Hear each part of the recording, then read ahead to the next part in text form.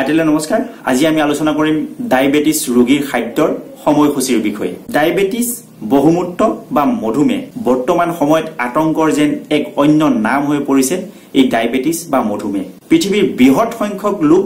এই ডায়াবেটিস ৰোগত আক্ৰান্ত ভাৰতবৰ্ষক বৰ্তমান এই ডায়াবেটিস ৰোগৰ ক্যাপিটেল হিচাপে গণ্য কৰা হৈছে কেতিয়া কোন এই ৰোগত আক্ৰান্ত হয় তাৰ কোনো নিশ্চয়তা নাই দেশৰ জনসংখ্যাৰ প্ৰায় 8-10% লোক এই ডায়াবেটিস ৰোগত আক্ৰান্ত গতিকে এই ৰোগৰ প্ৰয়োজনীয় ঔষধ গ্ৰহণ কৰাৰ লগতে ৰোগীয়ে খাদ্য নিয়ন্ত্ৰণ কৰা বা খাদ্যৰ সময়সূচী মানি চলাটো অতি জৰুৰী সেই এজন চিকিৎসক হিচাপে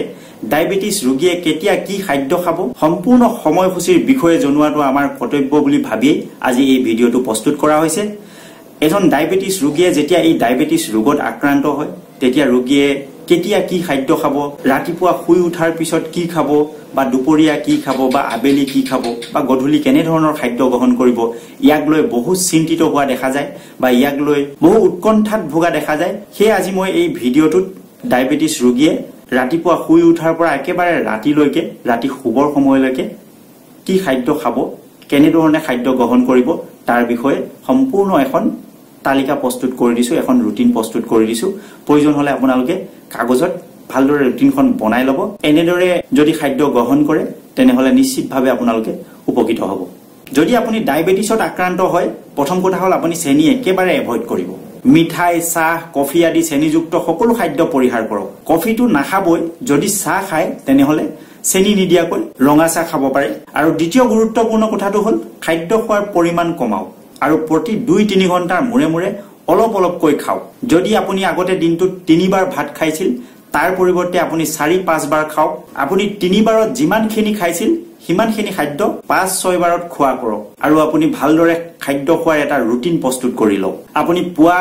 6 বজাত শুই উঠাৰ পিছত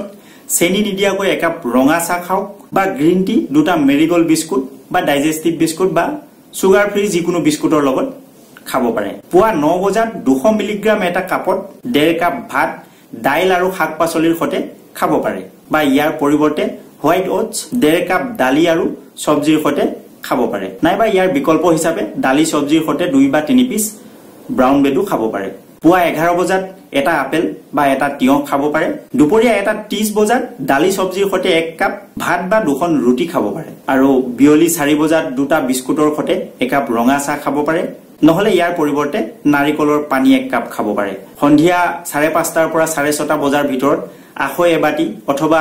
মুড়ি এবাটি নাইবা সুজি আধা বাটি নহলে ওটছ আধা বাটি বা পপকৰ্ন 1 বাটি খাব পাৰে ইয়াৰ পৰিৱৰ্তে আজিকালি ডায়াবেটিস পেশেন্টৰ বাবে কিছুমান কোম্পানীয়ে কিছুমান ফুড সাপ্লিমেন্ট তৈয়াৰ কৰিছে আপোনালোকে এনচিওৰ ডায়াবেটিক কেয়াৰ ফুড সাপ্লিমেন্টটো ল'ব পাৰে ইয়াৰ 3 চামুচকৈ 100 গ্ৰাম পানীৰ লগত মিহলাই খাব পাৰে ৰাতি 8:30 বজাৰ পৰা 9 বজাৰ ভিতৰত 1.5 কাপ ভাত খাব 1 বাটি দালি আৰু 1 বাটি সবজিৰ সৈতে আৰু লগতে পাৰিলে সালাড ল'ব ইয়াৰ পৰিৱৰ্তে দালি সবজি আৰু সালাডৰ সৈতে দুটা ৰুটিও খাব পাৰে ৰাতি খোৱাৰ আগতে 1 কাপ গাখীৰ খাব পাৰে কিন্তু গাখীৰটো এটা কাম কৰিব ভালদৰে উতলাই ল'ব আৰু উতলোৱাৰ পিছত গাখীৰৰ যিটো খৰ সেই খৰটো গুচাই ল'ব বহু সময়ত ডায়াবেটিস ৰোগীয়ে দুধুৰ মুধুৰত পৰে যে মাছ বা মাংস খাব পাৰিব নে নোৱাৰিব ইত্যাদি বিষয়ক লৈ বহুতে চিন্তিত হোৱা দেখা যায় মাছৰ ক্ষেত্ৰত যিকোনো মাছ খাব পাৰে সপ্তাহত 4-5 খাজ মাছ খাব পাৰে 50 পৰা 60 গ্ৰামৰ ভিতৰত হ'ব লাগে এক খাজত গতিকে সপ্তাহটোত 4 বা 5 খাজ মাছ আপোনালোকে খাব পাৰে আৰু মাংসৰ ক্ষেত্ৰত মুৰ্গী মাংসৰ বাহিৰে বেলেগ মাংস নাখাব মুৰ্গী মাংস সপ্তাহত 2 খাজ খাব পাৰে আৰু ডিম এক সপ্তাহত 3 পৰা 4টা ডিম খাব পাৰে কোনো সমস্যা নাই 3টা 4টা ডিম আপোনালোকে খাব পাৰে এনেদৰে খাদ্যৰ সময়সূচী মানি চলক ডক্টৰে যি পৰামৰ্শ দিয়ে সেই পৰামৰ্শ মানি চলক লগতে যদি অত্যাধিক ব্লাডত সুগাৰ বৃদ্ধি হৈ গৈছে তেনেহলে ডক্টৰে দিয়া ঔষধ গ্ৰহণ কৰক নিশ্চিতভাৱে আপুনি এই ডায়াবেটিসৰ সমস্যাৰ পৰা মুক্ত হ'ব পাৰিব পৰৱৰ্তী ভিডিঅত মই এই ডায়াবেটিস ৰোগীয়ে কেনেকুৱা ধৰণৰ সবজি খাব লাগে আৰু কি কেনেকুৱা ধৰণৰ সবজি এভয়েড কৰিব লাগে ফলমূল খোৱাৰ ক্ষেত্ৰতো বহু চিকিৎসকে বহু বাধা আৰোপ কৰা দেখা যায় মই ইয়াৰ বিষয়ে আপোনালোকক কম কেনেকুৱা ধৰণৰ ফলমূল খাব আৰু কেনেকুৱা ধৰণৰ ফলমূল এভয়েড কৰিব কিমান পৰিমাণে মিঠা খাব আৰু কেতিয়া মিঠা খাব পাৰিব এই সমস্ত বিষয় আপোনালোকক অৱগত কৰিম আশা কৰো মোৰ এই ভিডিঅটো আপোনালোকক নিশ্চিতভাৱে উপকৃত কৰিব যদি এই ভিডিঅটো আপোনালোকক উপকৃত কৰা বুলি ভাবে তেনেহলে ভিডিওটো এটা লাইক কৰিব আপোনাৰ লগতে আপোনাৰ বন্ধুবৰ্গ আত্মীয় স্বজনেও যাতে এই ডায়াবেটিস ৰোগীৰ খাদ্যৰ সময়সূচীৰ বিষয়ে জানিব পাৰে তাৰ বাবে মোৰ এই ভিডিওটো ফেসবুক হোৱাটছআপ আদিত শেয়াৰ কৰিব আপোনালোকক স্বাস্থ্য সম্পৰ্কে সজাগ আৰু সচেতন কৰি সুস্বাস্থ্য অধিকাৰী কৰাটোই আমাৰ প্ৰধান লক্ষ্য আৰু উদ্দেশ্য